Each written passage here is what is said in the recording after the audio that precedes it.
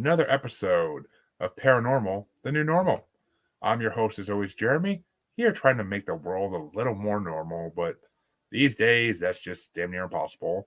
And today, man, it's not going to happen today either because we're talking about worlds of, worlds of semi-fiction, actually, so maybe it is possible, but let me introduce the guest today who's going to help me with this process, as always. And my guest today is Daemon Manx, author and paranormal experiencer. How you doing tonight, Damon? I'm very well. Thank you for having me tonight. Oh, it is my pleasure.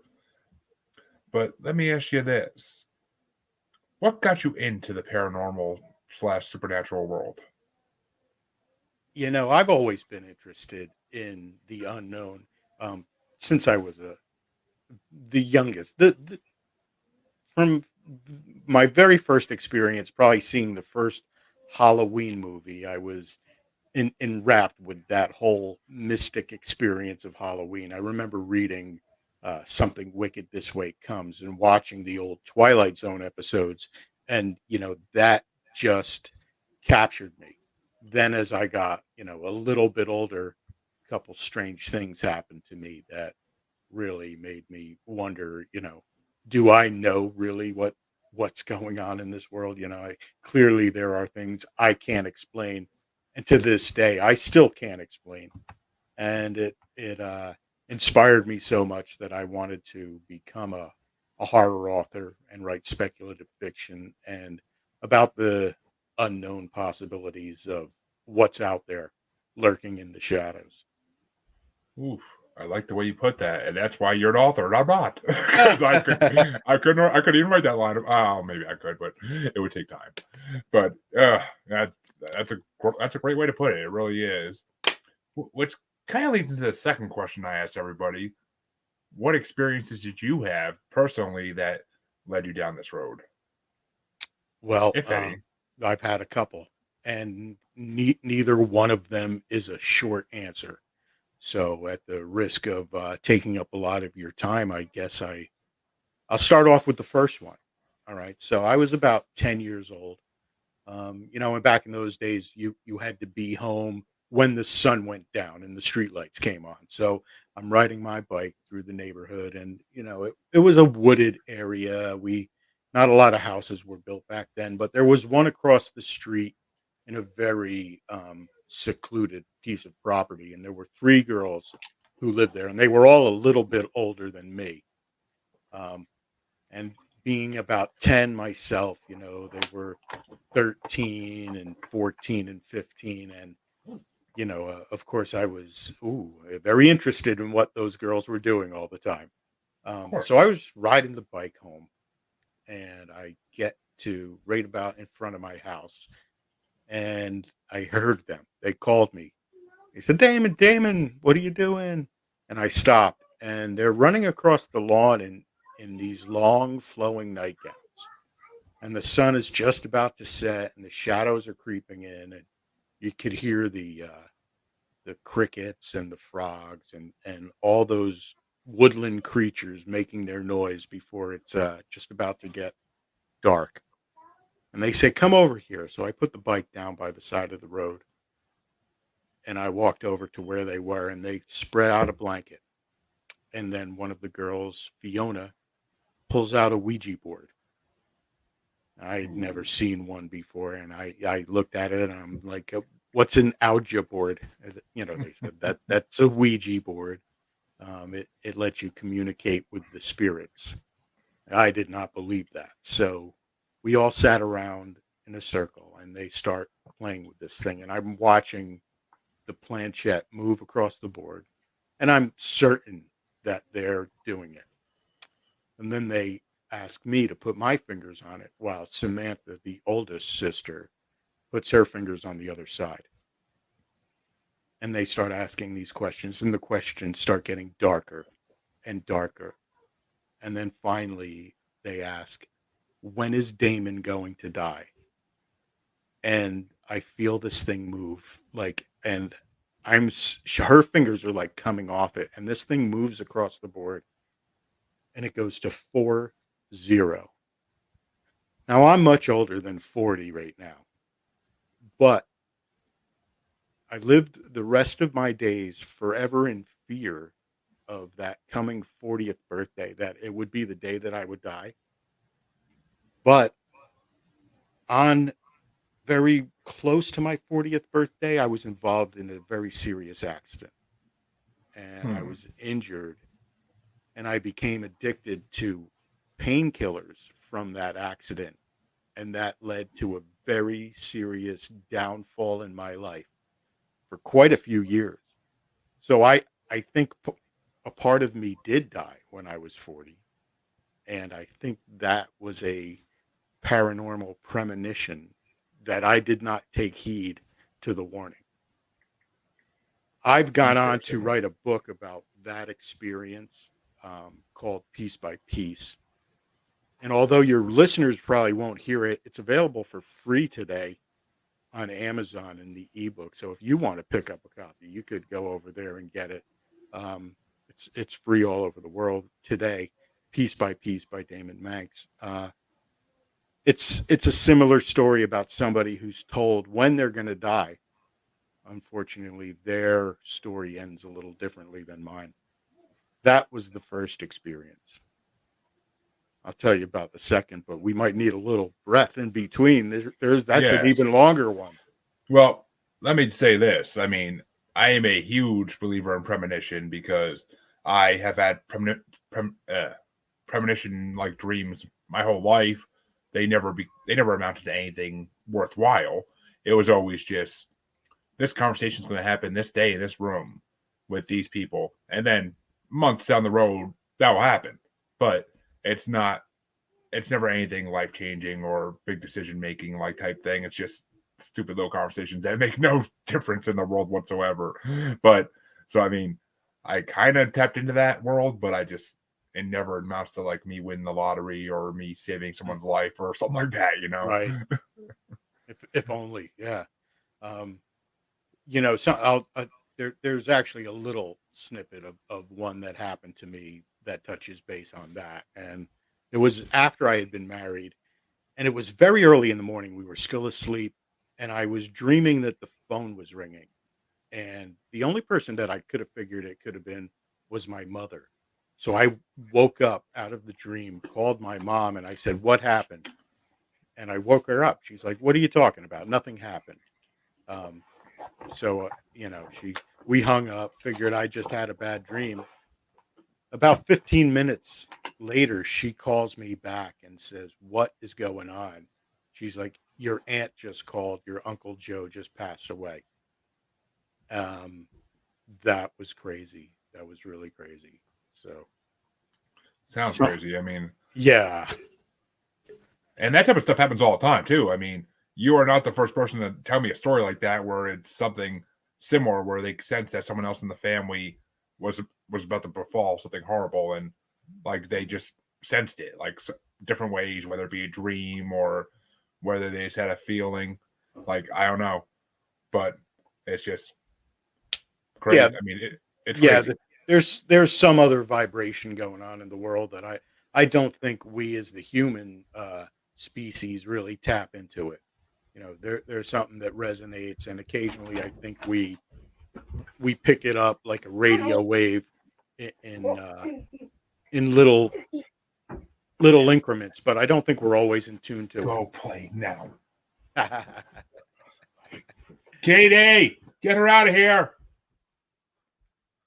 Sorry about that. She likes to be annoying when I do podcasts once in a while, but yeah, I mean, it's almost like there's something in the universe that wants us to know things and they want to tell us about it, but we just don't know how to communicate with them fully, so they just show us the best they can. Yeah, absolutely. I would. I'm 100% with that. And occasionally, I think we get lucky. It's like a blind squirrel finding a nut every now and then. We manage to latch onto it, and and then we lose it just as quickly. Exactly. I mean, I was driving to work a couple weeks, maybe a month ago now, and well, drive. I work from home, so I didn't usually go to work like in the field, but I usually like once a week I was, and I'm driving the hour and a half drive to the store I had to go to, and if I was 5 minutes earlier, I would have been involved in a huge 7 to 10 car like ice collision. Like Wow. literally just 7 or 10 cars got all swerving the ice at the same time and all kind of like created a domino reaction. And it's I could have been involved in it if I left my house 5 minutes earlier and if I didn't stop at Dunkin' Donuts. Like I could have been involved in it because I would have been up at that point in the road by then. I mean, it took me like 3 hours. It took me, yeah, actually it took me like 3 hours. It took me like 3 hours instead of like an hour and a half to get to work that day because I had to go through so many back roads trying to find a way because I wasn't familiar with the state, let alone the local area, but the state I was in. So I had to use GPS and try to find back roads, and it kept trying to get me to circle around back to that road, and it was hell. I almost died so many times that day going through like farmy roads that are mud and ice, and it's not fun. So I mean, I almost feel like that day, along with other days, because I drove a lot for this job. I just actually lost today, but I drove a lot for this job, and a lot of times there was just weird coincidences where like I would decide out of the blue to stop and do something first, and then I would have I always end up avoiding like accidents or getting pulled over by a cop and getting a ticket or something like that. But That's some Final Destination stuff right there. oh, don't even get me started on when you're behind a freaking truck with tree limbs in the back of it. No way. I don't do it. I'll pull over. Clearly, I've people have never seen that movie. I know what happens. yeah, I mean I literally have almost gotten into accidents trying to get around those trucks just because I want to get out from behind that truck. But Yeah. So if you got a couple minutes, I'd like to tell you another story that happened to me. That we definitely got the time. But yeah, let me ask you this first: yeah. those 3 girls that you did this with, did you ever find out like if like their family was more into that like type of stuff, like witchcraft or any of that type of stuff? I'm glad you asked that because about about 6 months ago, their mom passed away. So they were having an estate sale over there, Yeah, and I hadn't seen them in years because I had moved to Florida. I'd come back. I'd lived in other areas. Now I'm back again. I own the house where I grew up, so I'm right across the street from that house once again. So I went over to the estate sale, and Samantha, Naomi, and Fiona were all there, and we got to talking. And I'm like, do you remember that night with the Ouija board? And they're like, oh my God, we were so terrible. And so, they didn't say they were messing with me, but I'm pretty sure they were just messing with me. But I said, do you guys still have that Ouija board? They're like, hold on a second. They went into the basement. They came back and they gave it to me. So I own the Ouija board that actually tormented me for decades. So they I mean weren't that's necessarily into occult or anything like that, but yeah, I've got it. that's that's kind of a win though. That's kind of like a I beat fate type thing, and I can display it. I'm saying I think I would agree with you 100%.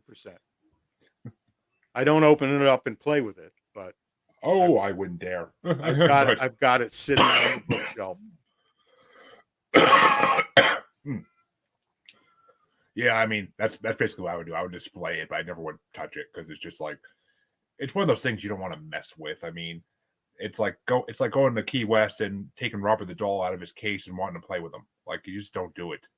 No, why would I risk such a thing? Of You know? course. Yeah. So, when well, let me, when I was younger, teenage going to 20 years, we used to like to do, they call it urbex now, but there wasn't a name for it back then. We used to go to all these abandoned amusement parks, abandoned hospitals, and search through them and drink beer and, you know, Yeah, of course. do all kinds of stuff that boys do at the time. Um, so let me give you a little bit of history. In 1829 or 1826, construction began on the Essex County Asylum for the Insane. Um, this spot would be the location of the most terrifying thing that would ever happen to me. Um, it was called the Overbrook Hospital, and the local residents just called it the bin. It sat on like 365 acres of land in Verona, New Jersey. There were tunnels that went underneath the place that connected the different buildings, and then they connected them to cottages on the further reaches. The place was so massive, it had its own post office and fire department. And like from the very start of this thing, it was like a place of suffering. In the Great Depression, like homeless men and women filled the place to capacity, and the staff did not have enough food to feed everybody. So many of them died. Then later, after World War II, shell shocked soldiers returning from the war filled it to capacity, over 3,000 of them. And the staff was just like ill prepared to Yeah. handle it. Then again, in 1917, during a record cold snap, a series of boilers broke down, and there was like reports of starvation, frostbite, and countless deaths. During its lifetime, over 10,000 people died under the care of the staff of the Overbrook Hospital. By the time I found it in the 80s, the place was abandoned. Sometime between the 60s and 70s, they started closing down building after building. And the place was a wreck. You know, there was graffiti everywhere, broken glass, the gutters, the pipes, the wires had been ripped out.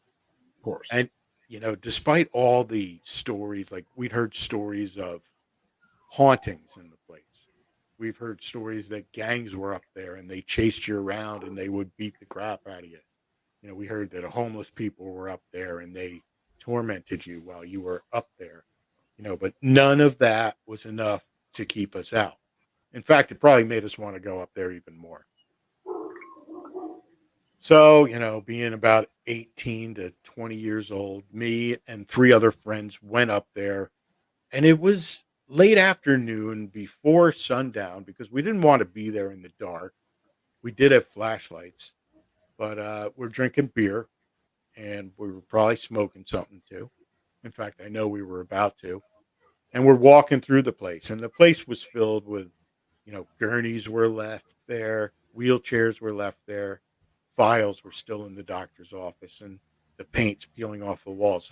And if anybody wants to look it up, you know, just go to the Overbrook Asylum, and that was in Essex County, New Jersey. There's hundreds of pictures of this place, and you'll feel like you're in a Freddy Krueger movie. So we get up to the second floor, and it's getting dark, you know, and we're drinking beers, bottled beer. So we're all going to walk into this one room. We look into the room, and there's like an access into an attic, and it's a pretty big room. So we figure we're going to go in there. We're going to get high in there. So all my friends walk into that room, and I take my bottle of beer, and I pull it back and finish it, and then I toss it down the hall, and I hear it clang and roll, but it never breaks. But I tossed it, you know, 20 or so feet down the hall. So we go in there and we start smoking. And all of a sudden, it's like really dark. Like within seconds, it's really dark and it's feeling really cold. And we feel like we've got to get out of there, like an urgent need to get out of this place. So we turn on our flashlights. We are now pretty inebriated, to say the least. And I'm the first one to exit the door. And I shine my flashlight down on the hallway. And standing right next to the door is my beer bottle, turned upside down on its little rim with a puddle of beer around it, balancing on the top of the beer. And four grown men uh, ran out of that place fast I'm because, sure.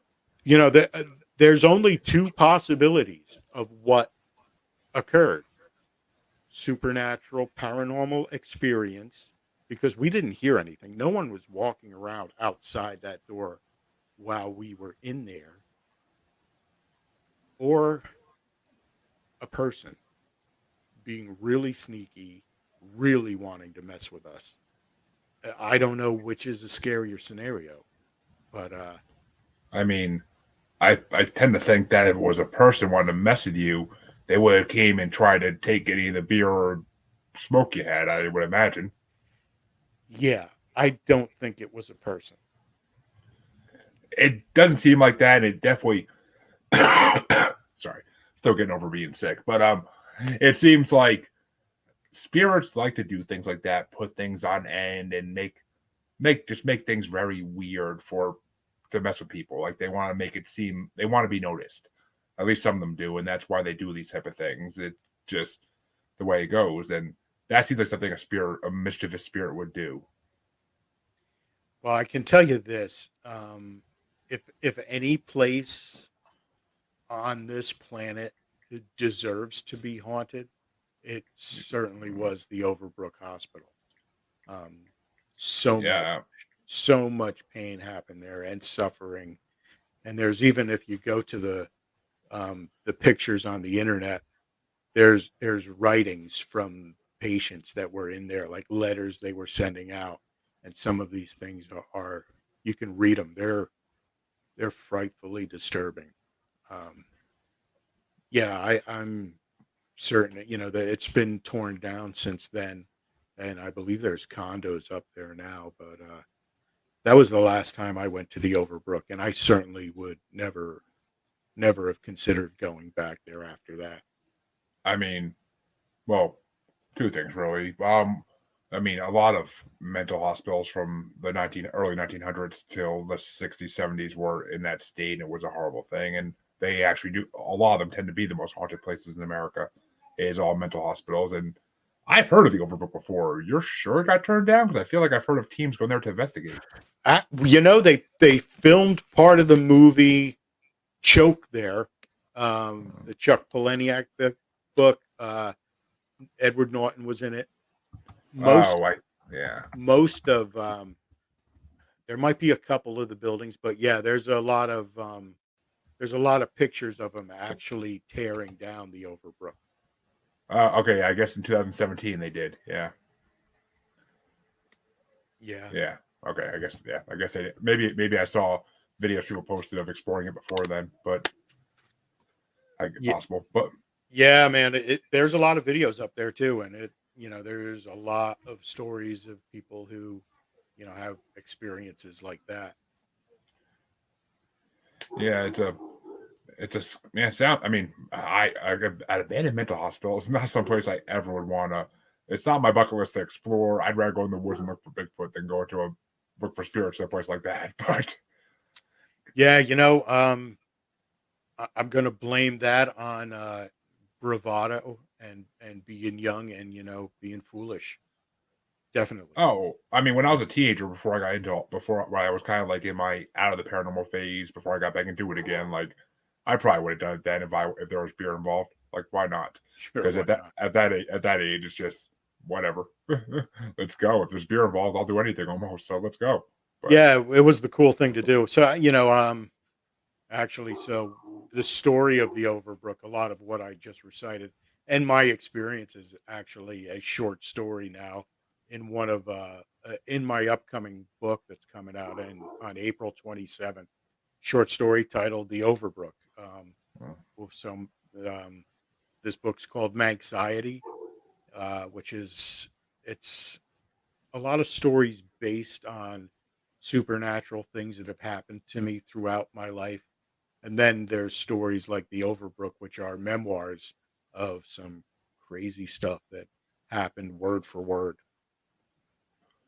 so from actually, it's funny because I tend to have a lot of guests that are from New Jersey with paranormal experience or I mean, I don't know if you heard of Eleanor Wagner, Yeah, yeah, uh, Sussex County Hauntings. yeah, absolutely, sure. Yeah, I've had her on my show twice, and I've been on her show. We're friends at this point basically, and Oh it's wow, just a that's lot. so cool. And also we East Coast Haunted. I think I forget what the hell they're called. They're gonna kill me. But there's another group of East Coast haunters based in New Jersey that I've had a couple of them on here as well. Like it's all everybody in New Jersey I talked to is always a good person. I mean, Mike Famillant of In Search of Big Red Eye. He's a Hmm. big. He searches for Big Red Eye, the New Jersey Bigfoot. Yeah. So, Yeah. Well, we've got that magazine, Weird New Jersey. I don't know if you've heard of oh, it. I've heard of Weird New Jersey. Yeah, Yeah. So, like when that first started coming out, my friends and I were like, "Oh yeah, let's go there. Let's go here. Let's go there." So, yeah, we hunted them down and got in there and got in the thick of it, and sometimes for better and sometimes for worse. yeah. I mean, well, of course, if you're gonna go searching legend tripping paranormal places, it's gonna either nothing's gonna happen and it's all just elaborated or a hoax, or you're gonna run into something you probably don't want to run into, and it hopefully doesn't follow you home. Yeah, absolutely. Yep. Which I've heard of that happening as well. So, did you guys ever actually go Bigfooting? Because I mean, Bigfoot's been a big thing in New Jersey for as long as I can remember. Yeah, no, there's a lot of things in the woods up here um, that are weird, but I've never gone out there looking for something in the woods. Like that's, I don't know. I got to, Asking for trouble. yeah. So there's an abandoned. It was a place called Jungle Habitat, and it was owned by Warner Brothers in the '70s, and it was like a drive-through safari, Oh, and by Six Flags. it was no, it's in West Milford, New Jersey. Oh, okay. So we went there also, but I went there as a kid. Like my parents drove us through the safari, and they had tents and little rides there, and then this enclosure where the bears were. Um, Me and one of my friends who actually went to the Overbrook went to Jungle Habitat in maybe like '99 or somewhere right around there, and the place was abandoned. Now the reason why the place closed down is the the company pulled out of there like overnight. Like they went bankrupt overnight, and they left all the animals in there to die without being fed in their cages and in their enclosures. That's There horrible. were horrible. There were pictures in the paper, I remember, of the animals, dead in their cages. So we went up there, and the first thing I noticed is like there is not even a bird in the trees up there. It was so quiet and still. It was like nature knew something horrible had happened there. So Yeah. we're walking through it, and like the where the monkeys had been, there was bamboo that had now grown wild, and it was 30 to 40 feet tall, huge bamboo. And the bear enclosure, which was a giant pool, um, a flood had come through and washed it away.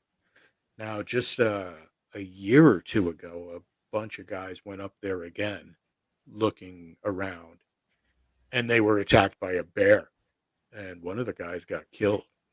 Uh, and that's probably a lot of the reason why I am so afraid to go traipsing around for Bigfoot in the woods. Well, I mean, yeah, I honestly would be more scared of a bear attacking me in the woods when I'm looking for Bigfoot than actual Bigfoot, but because I mean, Bigfoots don't usually attack. I say usually because it's been known to happen, but it's a rare occurrence compared to usual Right. when people are out there Sasquatching. Yeah, the bears are serious. Yeah, and I mean, plus it's New Jersey. That's not even the creepiest thing in the woods. The creepiest thing in the woods is the Jersey Devil. Yeah, absolutely. That's a little. I think that's more South Jersey than North. I'm in the northern part. Uh, Okay, yeah. I'm from New York, so I know Jersey somewhat. I've been there for concerts and stuff, but besides that, it's always just been driving through Jersey to get south. right. But I mean, yeah, the Jersey Devil is usually is in the Pine Barrens, which is the south, if I believe. But Right. Exactly. Yeah. yeah, North Jersey is a lot more urban, if I'm not mistaken, right? A lot, Yeah. Yeah. Well, lot. you do have some very wooded areas. If you get very north and very west, you get closer to Pennsylvania and closer to New York, and then you've got Yeah, really thick woods. Oh yeah, I mean, oh God, the woods of Pennsylvania are filled with so many things. I'm sure there's run over between the two states of what's in those woods. I mean, I've had a Pennsylvania investigator on here who has had reports of dragons, dogmen, and everything else coming out of those mines in Pennsylvania. So I'm sure they cross. I'm sure they cross the border in New Jersey too. I'm So, sure. and I mean, New Jersey is for a small state. It has so much going on. Like that's the most amazing part because it's such a small state. But Yeah, I no, mean, it really is packed full of just about anything, any trouble you want to get into or anything you want to do, you can find it in about an hour car ride, if that. plus it gave us Kevin Smith though, so you can't say it's all bad. But That's crazy that you say that because I am going this Saturday. I'm going to a horror show in South Jersey, in Sayreville. And while Kevin Smith is not going to be there, Brian O'Halloran is going to be there. Dante mhm, is going to be there. yeah. And we're going to be there selling books, and there's going to be bands playing. And we're down in Sayreville on Saturday. It's going to be pretty cool. I'm going to get my picture taken with Dante for sure. Oh, Yeah. see, I saw Kevin Smith and Jason Mewes when they did the Clerks. No, I mean when they did the Jay Silent Bob reboot tour. I saw them live in Boston, but I didn't buy the tickets to get like the private meet and greet and stuff because it was so ridiculously high. Like I just couldn't afford it at the time. But it's just I did get to see them live though. That's to me that's good enough. I mean, I'd love to meet Kevin Smith someday and get him on one of my podcasts and talk to him and whatnot. But that's a pipe dream. Oh, you never know. Might Yeah, I run mean, might run someday into him someday. it's possible. I mean, the day I start getting invited to podcast conventions, then maybe, but or comic book conventions, whatever. Either way, Absolutely. Small steps, that's all. exactly. Yeah. But let me ask you this: have you ever? Because I mean, I know Jersey's big for this too. Have you ever had any experiences seeing UFOs of any types? I've seen things I don't know what they were, Yeah, but nothing where I'm like, oh, that's definitely a UFO. Like I can remember seeing something during the daytime, and it was three separate objects, very very high, and this was before drones were out. yeah. At least this was before drones were available commercially, and there were three dots in the sky, and they were hovering stationary in place in a triangle formation, maybe a half a mile apart either way around, and they kept moving, uh, like rotating the triangle. I have no idea what that was. People are like, "Oh yeah, those are weather balloons. Those are this." I'm like, "Those aren't balloons. Then no way. Those are balloons. They're stationary. They're staying in one spot, and then they rotate in a perfect triangle." I have Hmm. no idea what that was. So it was unidentified, and they were flying objects. So technically a UFO. I mean, Yeah, by all. absolutely. I mean, when the government admits they're real now, then that pretty much says that anything in the air that we can't explain is a UFO by definition. So at least that's my how my mind works. But Yeah, I agree. let me ask you this though, since you're well, actually, okay, I want to make sure we have time for this. So we talked about two of your books already. Is there any more we didn't talk about, or Well, I have quite a few books out. One, two, three. I've got five out. Well, I see. I own a publishing company, so I've yes? yes. So I own a publishing company. I publish horror. It's called Last Waltz Publishing, and I started it when right after I got my first publishing contract on my first book. I left that company and said, "Oh, I could do this myself." How difficult can it be? Famous last words. Um, so I went on to publish my second book and then my third, and then I took on a couple other authors. So now we're Last Waltz Publishing has five authors and myself, and we're putting out more books each year. But yeah, I have quite a few, and I have quite a few more coming out um, throughout the year. But Well, yeah, go ahead. just generally speaking, I don't want you to give too much away because you want people to buy the book, obviously, and read it. But besides the two you talked about, what are the other three about? Like generally speaking, like Yeah, so my first book was called Abigail. Is called Abigail. Abigail is about a man who, he's OCD. He's a little different than the normal guy, and he's been kind of mistreated his whole life. So that's affected the way he looks at life. One day he arrives home and there's a basket on his front steps, and he opens up the basket and there's a baby in it, and the baby has violet eyes, scales on her face, and horns. And he actually looks at the baby and he thinks it's the most beautiful thing he's ever seen, not realizing that it's probably a power that the baby has that's making him feel so withdrawn to it. hmm, So he takes it upon himself to raise this child, and everyone that Abigail comes in contact with doesn't see her difference. All they see is the most beautiful child they've ever seen. And that escalates into a far stranger scenario. And you have to get the book if you really want to know what oh yeah, happens. I mean, Yeah. So sounds very almost up the alley of the Omen or something along those lines. I would say this is not like any horror story you've ever read. And after reading, it's only 50 pages long. So it's a very short little Hmm. novelette. And it surprised most people. And actually, Abigail just hit 100 reviews. If I could only speak, 100 reviews on Amazon this past week. So I'm very excited about that. Um, I have other books too. I have a book called Hacked in Two, where it's written by James Carlson and myself.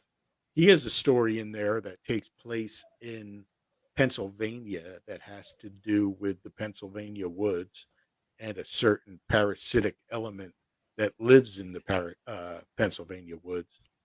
My story in that book is called Deacon, which starts off in a post apocalyptic zombie scenario where a man dressed as a priest or a deacon is going around vigilante taking care of the raiders and uh, the bad guys, the guys who Right. were out there stealing from everybody. So Deacon actually is the savior of this post-apocalyptic world. And then that story actually jumps into the author who's writing the story. So it's a crossover. It's one of those stories with two stories in one. Oh, I And like those. one of the characters is named Daemon Manx, and Damon's writing a book that he's really not comfortable writing, and he starts digging up his own demons and having a very very trippy experience as he's writing the book. One of my Interesting. one of my favorite books that I wrote. Hello, Jim. Thank you for watching. Hope you're enjoying it so far. Hey Jim, how's it going? Yeah, well, I mean that okay, well both those books sound incredibly fascinating to me. I mean, as I'm a I'm a I mean, I wouldn't say I'm not the biggest horror book fan, but I am a avid Stephen King reader, and I do like my horror books, and especially when they're done right. And these ones seem like they are done perfectly, from what I'm hearing. Yeah, I'm a constant reader myself. I am an avid King fan. Mostly, I tend to lean towards calling myself a Dark Tower junkie. The Stand and 11/22/63. These are the books that really got me. My most recent book that just came out in January that I wrote with Mark Towles. He's a writer from Australia, and we have a story called Our Cranium.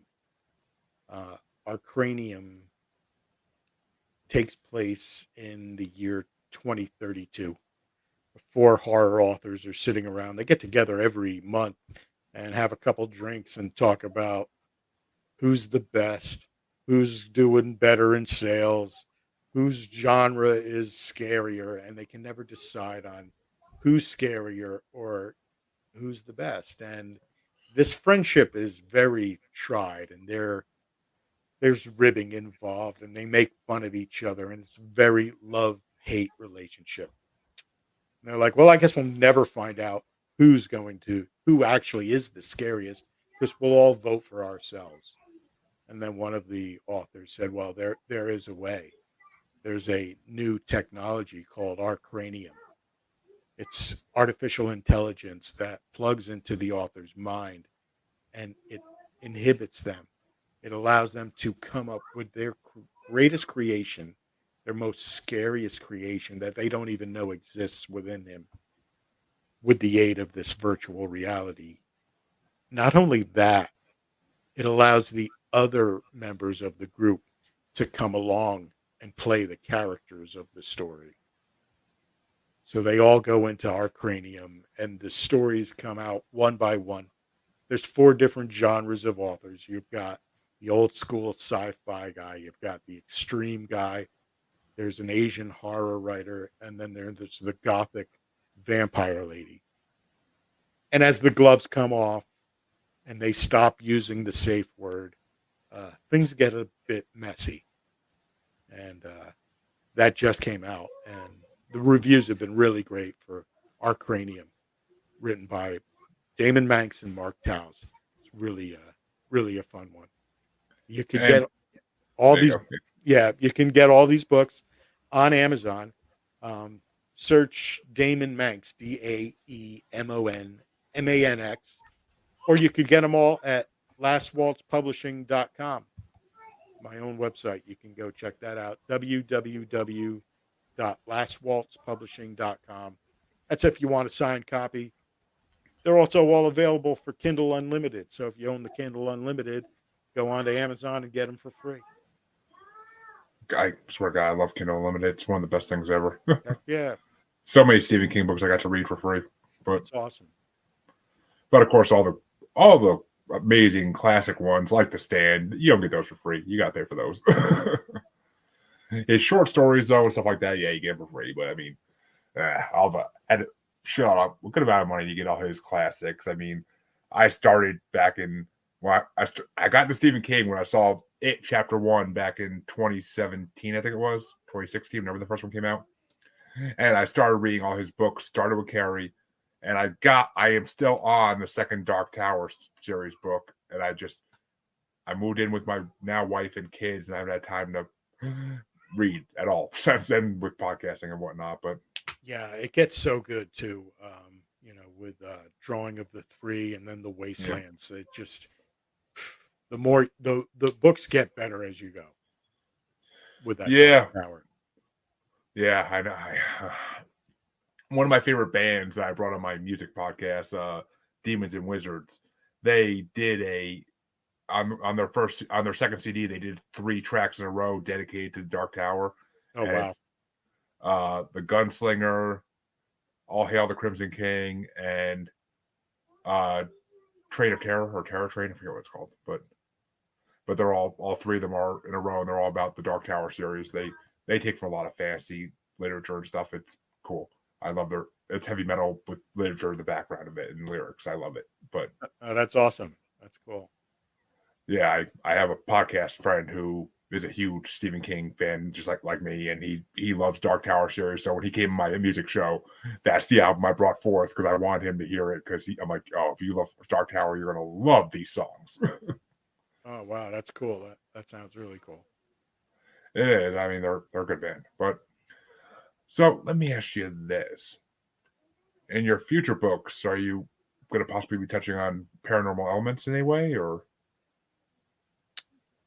There are a lot of the short stories that I've written that have appeared in that are actually coming out in Manxiety have a lot of paranormal elements to it. Of course, the ghost situation thing. Um, Quite a few. There's one called the Devil's Well in there. Let me play like I will be. Well, All remember? right, well, stop interrupting me. Jeremy, let her play before you lose internet. Go, Bella. Go. You can't keep interrupting my shows. Go. What? Go. You can't keep interrupting. Go. How cute. Yeah, she's adorable, but she knows Hi, that. Bella. Gonna wait 5?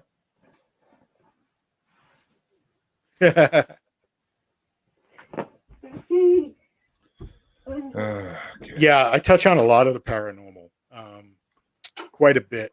And actually, right now, I'm finishing up a 4-book series that has supernatural, paranormal elements to it, quite a bit. I love me a good series. I mean, Yeah, there's something different when you're reading like a standalone book than when you're reading a series and there's more coming. Like it's just oof, that feeling. yeah. I have all 4 books, second or third draft, probably even fourth drafted. And I'm just working on the final edits of them. And sometime in 2024, What is this? the series will come out. Interesting. Definitely gonna have to have you back on when they're coming out so you can talk about them a little bit. Yeah, I would love to. But let me ask you this though: living in New Jersey, do you believe in whether you want to call them lake monsters, ocean sea serpents, sea monsters, whatever you want to call them? Do you believe in them living in New Jersey? You know, I'm a scuba diver. Well, and I haven't dove in years, but I believe there's things everywhere that we don't know about. You know, the ocean is the most unexplored part of this world. It goes much deeper than we'll ever be able to see. And there's things down there that we're finding out about all the time. So, yeah, I mean, to us, they are monsters, you know. But to them, they are. To them, they're just creatures that were probably have been here since the dinosaurs or longer, and they just always have been there.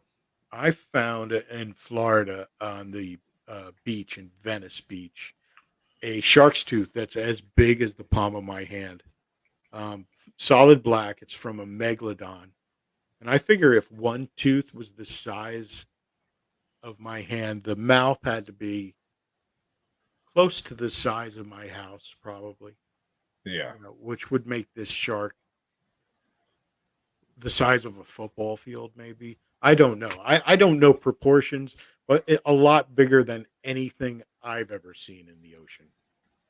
Oh, and there is a lot of theory out there in the paranormal world that megalodons still exist. I mean, that movie The Meg kind of helped with that. But I mean, there's, like you said, though, it's deeper than we'll ever know. And I truly believe there is a level down there where these creatures can still exist and feed. And that's why, I mean, that could explain some whale carcasses washing up on beaches here and there, because where sharks that big couldn't eat whales and other megalodons, maybe, but mainly whales or maybe colossal squids as well, which we now know exist. So we know they have prey that's alive. So why couldn't they still be alive deep down where no one sees them?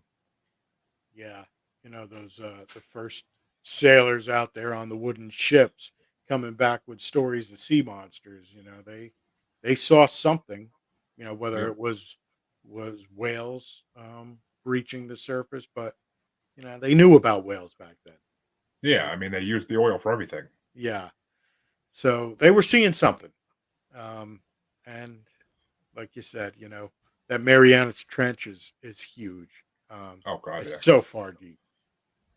There's there's things we don't know about. I would be more interested in us fully exploring the ocean rather than going into outer space myself.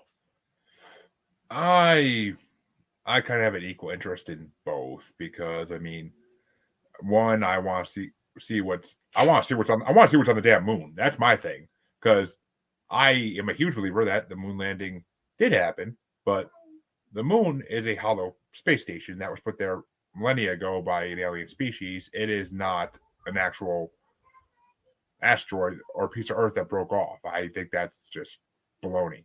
I think it's actually a hollow space station because when we shot a missile at it, it rang for 11 minutes. So, I mean, something tells me that the guys, Neil Armstrong and Buzz Aldrin, the guys who went to the moon originally, when they came back at that press conference the next day, they looked scared out of their minds of something. And it's either the government or it's whatever was on the moon or both. Yeah, there's a lot of reports of things that were seen on the moon by different astronauts. So yeah, I think within the next few years we're going to get to the truth about what's really going on out there. Yes, I am definitely looking forward to that. Thank you, Charles. I appreciate that. And according to Wild Bill, they saw the base on the dark side of the moon, which, I mean, that's where they would put it because then no one could see it from Earth, at least. But I don't know. There's something up there, and who knows where they're from. I mean, someone said to me that they think, another paranormal podcaster recently said to me in a roundtable we were doing, that they think that the government told us about UFOs during COVID to see how we'd react, but without getting too big a reaction because COVID was distracting us from that news story, which they were 100% right. It distracted a lot of people from it because a lot of people didn't hear it broke until months after it broke, even. Yeah, and I mean, that's a good strategy, if you're going to break news like that, because still to this day, people aren't, oh my God, the government told us that there's UFOs, that this really exists. It's really not. It's not the internet buzz thing that you would think it would be. No, I mean, the Tic Tac videos that the Navy released saying like, yep, here's proof of it. And I mean, it's insane that they finally admit it exists. But what's coming that they want to warn us about, and they're trying to get us used to it first. Like that's my fear, is what's coming that they know about that they want to try to get people ready for. I mean, are we getting invaded? Are we just going to be having more visitors soon than we've already had for the last millennia? Because, ancient aliens are a thing, supposedly. Yeah. Well, I mean, if they've leaked information out in small doses, I would think that they would continue to do so. Oh, God, yeah. Until they build up to the point where they actually say, okay, well, here's the truth, So it doesn't look like they've been lying this whole time for 60 years, or who knows how long. Exactly. I mean, exactly. Wild Bill says the moon is a satellite. It's not organic. Yep, that's basically what I was just saying. And they admit it because it can't be hidden any longer, which I agree. It really can't be. I mean, more and more people will tell you they've seen UFOs. More and more people are starting to come out and say, I've been abducted by aliens in my life at some point.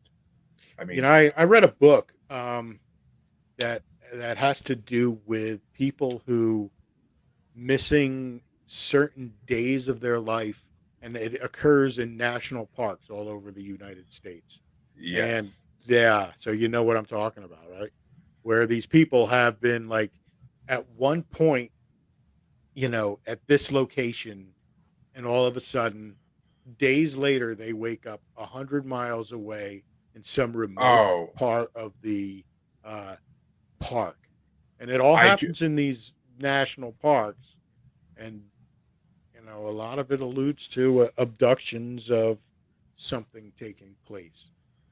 Yeah, I mean, that's the whole missing 411 thing they have going on, where all these people are disappearing up and down the East Coast, the West Coast, in the national parks, but also just in the wilderness. Like, it's hunters, it's trappers, it's people who spend a lot of time as outdoorsmen or outdoors women, and they're out there doing whatever they're going to do.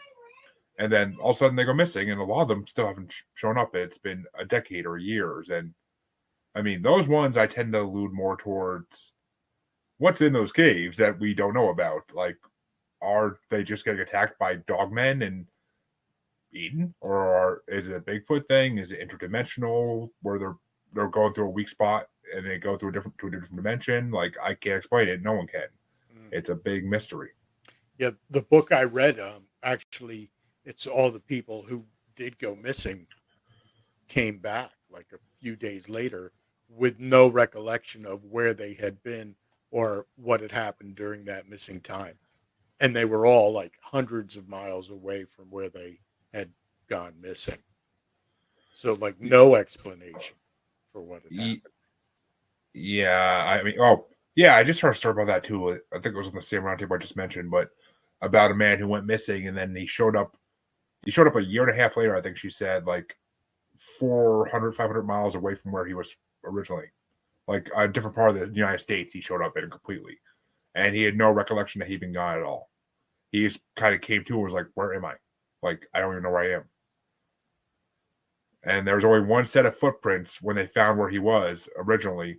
Like when they went looking for him, there was only one set of footprints walking because he was at a beach somewhere and he was walking. He was down by the water and he started walking away from the water, but the footprints were going the opposite direction of where he needed to go home, and he has no recollection of why that happened even.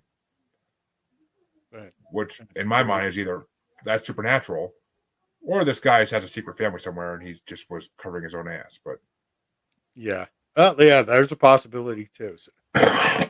I mean, it's happened before, and yeah, I never heard of AB negative blood being the alien gene per se, but I mean, there are star seeds out there in the world nowadays that claim they have the spirits of aliens inside them or extraterrestrials inside them, and it gives them abilities like psychic or medium powers to a degree. So I've had enough of them in my show to know they exist, and I've seen what they can do. It's impressive. And yeah, they couldn't even drop them off before they picked them up. Damn lazy aliens. But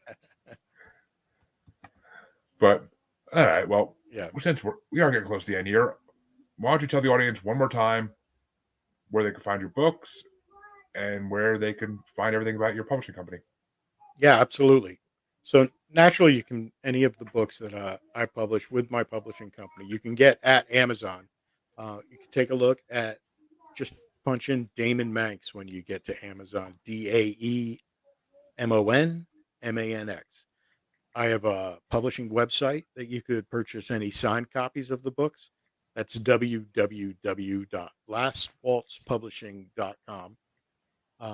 If you head over to that website, join the mailing list. Mailing list, we always send out discounts and free books to all our subscribers. We have a list of other authors who also are assigned to the publishing company. So there's not only just myself, but 5 other authors as well. You could get books from them. And you could also go to my own personal website, which is daemonmanx.com. That's www.daemonmanx.com. I'm on all the socials. You can look me up on Facebook. You can check me out on Instagram, Twitter. Daemon Manx is the profile name on all of them. I'm also on TikTok and just recently had like a video go semi-viral, I guess. I'm close to 700,000 views on it. And subsequent parts of that have all gone up to about 100,000 views. So, we could use any more followers who want to go over to that crazy platform and join me there. I'm also telling the story of the Overbrook on there and having fun with a bunch of the stories that have been my crazy life. Well, sounds amazing, and that's my dream right there to to have one of my reels hit that big. I've gotten up to like 4,000 on one reel, but that's about as far as I've gotten so far. I'm trying to find that next big. Every special show I do, I try to get reels out there, and now that I'm unemployed officially, I might start working out a little more, and because I'm already a professional. I'm already a professional on Facebook, so Excellent. let me try. I'm gonna have to try to get out there a little more and promote my stuff a little bit more. But Absolutely. That's how you do it. Practice makes perfect, right? exactly, and I will definitely post links as well to your company and to all your Amazon stuff on the description of the show when it comes out, so everybody can just copy and paste. Excellent. Hey, thanks for having me tonight. I had a great time. My pleasure. And all my listeners, you could find me on Facebook as Paranormal the New Normal / Maniacal Music Musings Podcast with a S Facebook group. need to think of a better name for that. It's too long. But you can find me on Twitter and the Gram as at Juggalo Bastard. You can find me on TikTok as at Juggalo Bastard Podcast. And you can find me on YouTube just by searching Paranormal the New Normal, where this is currently streaming as well. So you can find me there as well. And thank you, Charles. I'm glad you appreciated the show.